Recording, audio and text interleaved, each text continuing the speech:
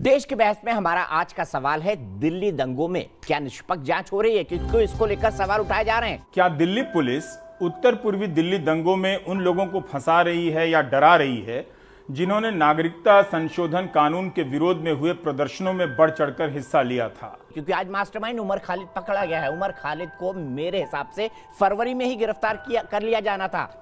उमर पर आरोप है कि उन्होंने 8 जनवरी 2020 को शाहीन बाग में सीक्रेट मीटिंग में हिस्सा लिया, जहां ट्रंप के आगमन पर मोदी सरकार को शर्मिंदा करने की साजिश बनी। इस पर सवाल उठ रहा है कि ट्रंप के आने की खबर ही पहली बार 13 जनवरी को छपती है। 8 जनवरी को उमर को कैसे मालूम हो सकता है? उधर खालिद की गिरफ्तारी के बाद से कथित सेक्युलर खेमा विक्टिम कार्ड खेलने लगा है और जांच पर सवाल खड़ा कर रहा है। ऐसे में सवाल यही है कि कैसे सुनियोजित साजिश के तहत दिल्ली में हिंसा की आग भड़काई गई। उमर खालिद के जिस भाषण को आधार बनाया गया है वो भाषण 17 फरवरी को महाराष्ट्र के अमरावती में दिया गया था।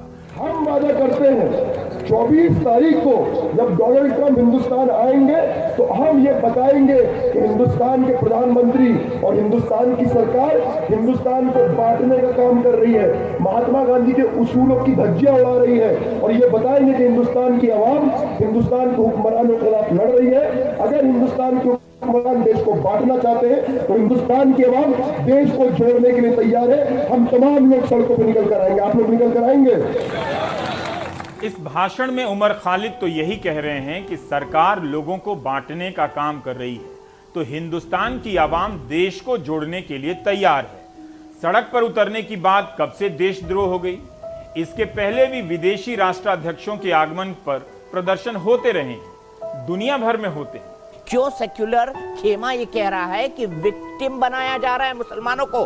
दूसरी बात है, देखिए इनके पास ये विक्टिम कार्ड इतना पुराना हो चुका है कि हम मुसलमान हैं इसलिए हमारी गिरफ्तारी हुई है, कि अब no one gives a damn, जिसको अंग्रेजी में कहते हैं we don't give a damn to it.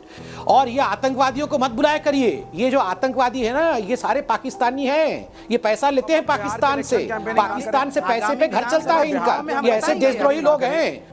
नहीं, आपके बच्चे भी आपकी तरह गिद्ध ही होंगे। आपके और आपके गिद्ध बच्चे जो है उनको लेकर आप जाइए, मंडराइए वहां पर, अभी मुझे बोलने दिया जाए। अगर भाषण ही आधार है तो फिर इन तीनों भाषणों को आप कैसे देखना चाहेंगे? सीसीपी साहब हमारे सामने खड़े हैं। मैं आप सबके बिहाफ पे ये बात कह रहा हूँ, ट्रंप के जाने तक तो हम शांति से जा रहे हैं, लेकिन उसके बाद हम आपकी भी नहीं सुनेंगे अगर रास्ते खाली नहीं हुए तो। बिल्कुल ठीक है। गाली करवा रहे हैं। ये लोग आपके घरों में घुसेंगे, आपकी बहन बेटियों को उठाएंगे, उनको रेप करेंगे, उनको मारेंगे। इसलिए आज समय है। कल मोदी जी नहीं आएंगे बचाने, कल अमित शाह जी नहीं आएंगे बचाने, आज समय है। गद्दारों को गोली मारो, देश के गद्दारों को आवाज आनी चाहिए, गिरिराज जी को सुनाई दे।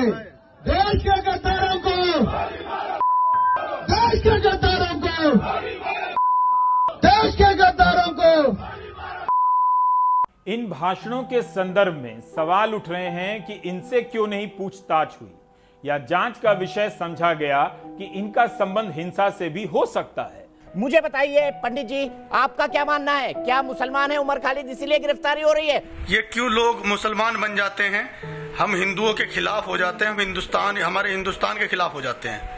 क्या ये देश अपना नहीं मानते? और अगर अपना नहीं मानते हैं, इस तरह की अराजकता करते हैं, तो हमारे देश में मैं माननीय मोदी जी, गृह मंत्री अमित शाह जी से, भारत सरकार से और शासन प्रशासन जो हमारे देश का है, संविधान से सबसे ये मांग करता हूं कि हमारे देश में इन अराजकता करियों को, मतलब जो अराजकता करते हैं, इन सबको एक ही कानून, सीधे सीधे सार्वजनिक मौत दी जाए ताकि अराजकता हमारे देश से खत्म हो जाए। और ये आतंकवादी ये बैठे हुए ना, ये शोएब जमई जैसे लोग और ये जो आतंकवादियों के समर्थक हैं, इन सबको खुली चेतावनी है। ये आरएसएस को, बजरंग दल को, इन सबको बदनाम करते हैं। अगर हम हिंदू असहिष्णु हो गए ना, सच में असहिष्णु हो गए, तो जगह नहीं बचेगी इन्हें। सवाल है कि कफील खान पर भी जो एनएसए लगा था, नेशनल सिक्योरिटी एक्ट, उसमें भी लगाने वाले का कुछ नहीं हुआ, मगर कफील खान को 6 महीने जेल में रहना पड़ा। अदालत ने, इलाहाबाद हाईकोर्ट ने एनएसए लगाने के फैसले को गैर कानूनी बताया था, इल्लीगल। इस संदर्भ में देखिए तो सवाल लाजमी हो जाता है, क्योंकि जो हुआ कफील खान का हुआ, उन पर अवैध रूप से एनएसए लगाने वालों पर 5 रुपए का फाइन तक नहीं लगा। मैं इस बात का जिक्र करता हूं कि देश का हिंदू समाज यदि इनके पीछे नहीं यदि सचेत हुआ, संगठित नहीं हुआ, तो ये गद्दार कल जाकर के फिर से देश विभाजन की बात कर सकते हैं।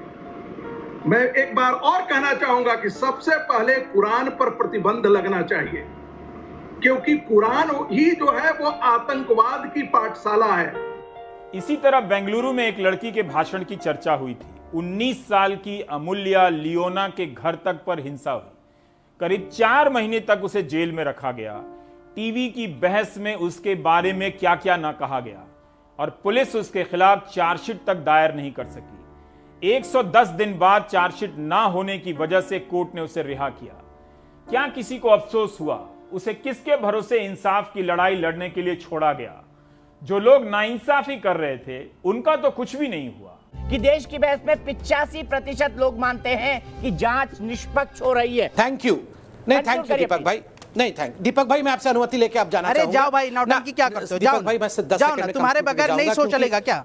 जाओ, आप जाओ, बिल्कुल जाओ। दोबारा से सुनिए किस तरह उमर खालिद भड़काने की कोशिश कर रहा है। महात्मा गांधी की बात करी और बताया कि महात्मा गांधी ने अगर लड़ने का हमें सबसे बड़ा हथियार कुछ दिया है तो अहिंसा दिया है, वो सत्याग्रह दिया है। सिविल लापरवाही, सिविल डिसोबीडियंस और नॉन कोऑपरेशन, ये महात्मा गांधी के लड़ने के तरीके थे।